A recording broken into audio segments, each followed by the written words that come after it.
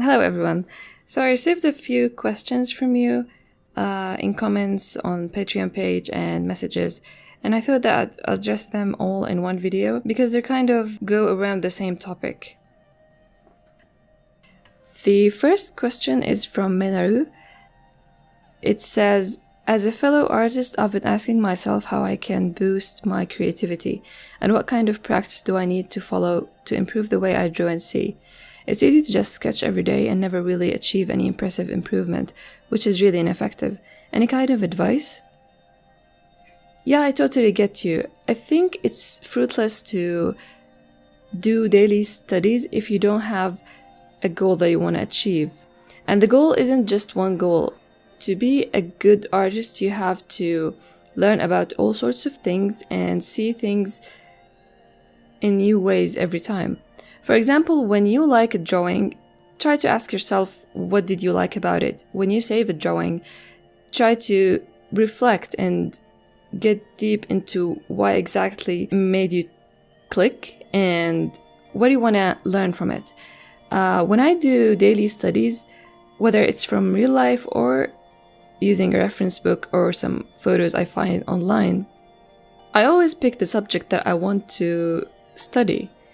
Because if you take any photo, one photo, you can learn so much from. I have a reference book that teaches you how to draw clothes, but I learn much more from it than just clothes and folds. And as you can see from my PDFs, sometimes I draw the clothes without the person, sometimes I draw the person, sometimes I just draw the hands. So it's just how I want and what I want to learn. And that's really important. How you draw and see is a conscious decision. Sometimes you just draw, and in that case, the goal is just to build muscle memory for your hand and improve the stability of your lines. But to focus only on a goal of drawing daily without understanding what you're drawing, then as you said, it's ineffective and you won't see much improvement. So as you can see, when I studied how to draw jackets, when I came to the winter season in gray ears, I found much easier time drawing it. I understand what's happening. While I was studying, I was trying to get how the folds work and make simple shapes from the overall structure of what makes a long coat. And when I came here to draw black running, it was much easier because I understand more about what makes a long jacket. At the same time, while he was running, it was an easier job because on another time I was doing studies on movement and I just drew characters running. So in the end, if you don't understand what you're drawing it over and over and over again, it becomes easier for you to just know what looks right. It's just like a trip on a metro or a subway. There are lots of stations and lots of routes to reach a certain destination. And our destination as artists is to become better. And that's why you have to change the routes and the station that you stop by every once in a while to keep it interesting and learn more as you go. I hope this answers your question. And don't be too hard on yourself. Keep drawing and having fun while at it. The next question comes from Ching and it reads, I wanted to ask if you know any good resources to look into the studying of digital technique side of manga making process. Specifically stuff like using the right screen tone or using the right effect, decoration, brush. If you tell me it's just through trial and error, trying random stuff from the asset store, that's good to know too. Well, that's exactly it. Most of my assets are from the Clip Studio assets. Sometimes I make my own brushes.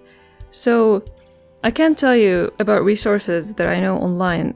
I personally don't rely heavily. I rely on brushes, but I don't rely heavily to use them as is. I usually take them and use them as a sketch underneath the line art, and then I use the line art to draw over them or draw my own, but based on the idea that the brushes gave me while I was sketching. I kind of like to keep the whole line art the same look, and that's why even when it's a brush that I want to use as is, I use it in the sketch layer and then I line art over it. Now, as for textures, I have a few tips to say about that. Now, it really depends on the style, because there are certain styles that use textures as is and they look great. For me, I like to make it less defined than it really is. For example, this door. I want a wood texture for the door. I use the brush randomly, and this for me looks really defined, something that I don't really like, because I like the textures to blend in the background so the characters would pop up.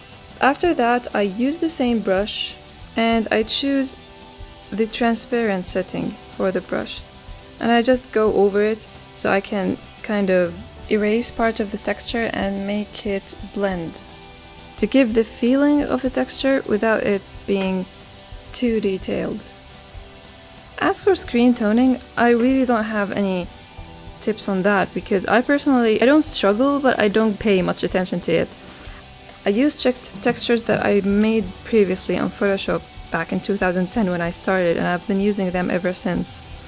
I just import them in Clip Studio and I just put the shadows as needed. As you said, it's just trial and error. With every page and every chapter you finish, you learn new things. So I hope this answers your questions in any way. And thank you again for all the support and kind words. And do keep it up. And the last question from Raisin. Do you use monochrome layer for inking or a gray layer? I would like to draw a new comic in order to print it someday. I've been using gray layers because the line seems smoother, but maybe if I print it I should use a monochrome layer. When I try to draw with monochrome, the lines are less smooth. Maybe I need more resolution. Okay, there are a few things that I need to clear out. There is a tutorial on my Patreon about printing. It's best to check with the printer you want to print with about their procedure.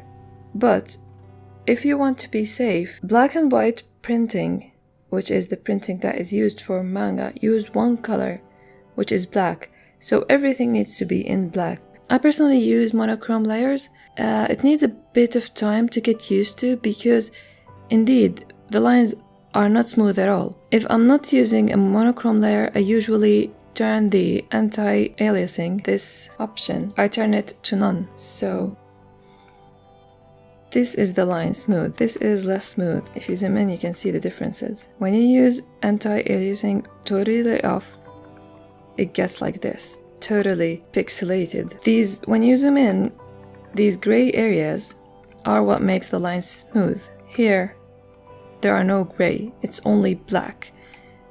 And that's always safer when you want to print black and white drawings. Now, you mentioned resolution, and I've been working for the past 2 books on 450 dpi, and it prints just fine, but the ideal is to work on 600.